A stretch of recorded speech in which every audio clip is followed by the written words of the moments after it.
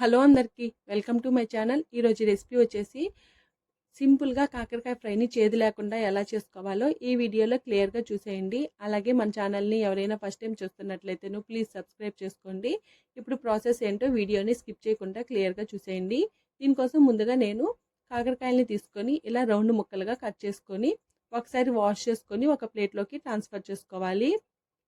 ఇక్కడ మీరు కాకరకాయకి పైన ఉన్న బెరడును కూడా తీసేసుకొని రౌండ్గా కట్ చేసి చేసుకోవచ్చండి. నేనేం అలా చేయట్లేదు. ఈ కాకరకాయ ముక్కల్ని ఉడికించుకోవడం కోసం ఒక బౌల్ని తీసుకొని ఆ బౌల్లోకి కాకరకాయ ముక్కల్ని ట్రాన్స్ఫర్ చేసుకోవాలి. ఇందులో వాటర్ ఏమీ యాడ్ చేయకుండా ఉడికించుకోవాలండి. మనం కాకరకాయల్ని వాష్ చేసుకున్నాం కదా, ఆ వాటరే సరిపోతాయి. అలాగే 1/2 టేబుల్ స్పూన్ పసుపు, 1.5 టేబుల్ స్పూన్ వరకు సాల్ట్ వేసుకొని ఈ కాకరకాయ ముక్కలు పడేలాగా బాగా కలుపుకోవాలి. చూడండి, మనం చేత్తో కానీ గెంటితో కానీ కలిపినట్లయితేను కాకరకాయలు కట్ చేసుకున్నాం కదా, అందులో గింజలన్నీ వచ్చేస్తాయి. దానికోసమే ఇలా ఎగరేసుకుంటూ బాగా మిక్స్ చేసుకోవాలి.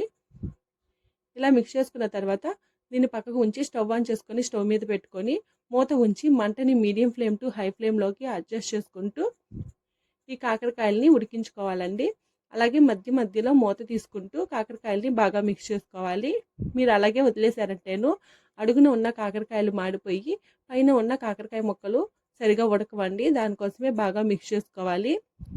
మీరు గెంటితో మిక్స్ చేసుకునే దానికన్నా ఏదైనా క్లాత్ పట్టుకొని కాకరకాయ ముక్కల్ని పైకి కిందకి ఎగరేసుకుంటూ ఉడికించుకున్నట్లయితేను పర్ఫెక్ట్గా ఉడికిపోతాయి.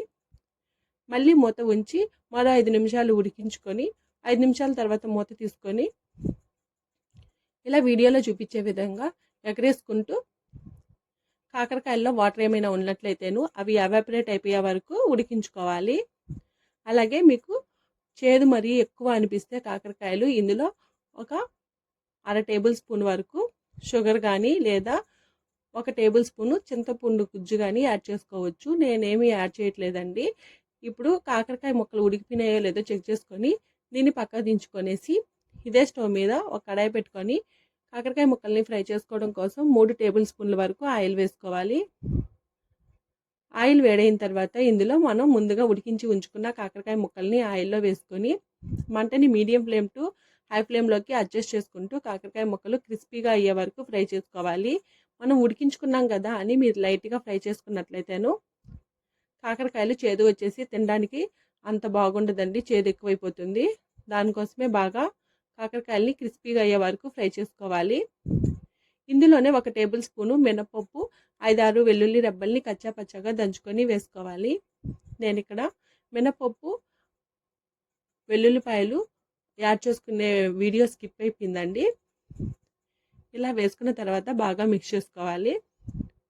ఇలా మిక్స్ చేసుకొని ఒక మిక్సీ జార్ తీసుకొని మీరు 3 టేబుల్ స్పూన్ వరకు పుట్నాల పప్పు, 4-5 కారంగా ఎండుమిరపకాయలు, ఒక ముక్క కొబ్బరిని యాడ్ చేసుకొని మెత్తగా మిక్సీ పట్టుకొని ఆ పౌడర్ని ఇందులో యాడ్ చేసుకోవాలి. ఇలా యాడ్ చేసుకొని మీరు స్పైస్ ఎక్కువ తిన్నట్లయితేను 1/2 టేబుల్ స్పూన్ వరకు కూర కారంని యాడ్ చేసుకోండి. స్పైస్ తినలేకపోతే ఆ కూర కారంని స్కిప్ చేసేయండి. ఇలా వేసుకున్న తర్వాత బాగా మిక్స్ చేసుకొని సాల్ట్ సరిపోయిందో లేదో చెక్ చేసుకొని సాల్ట్ని అడ్జస్ట్ చేసుకొని మరో 2 నిమిషాల పాటు బాగా ఫ్రై చేసుకొని స్టవ్ ఆఫ్ చేసుకోవడమేనండి.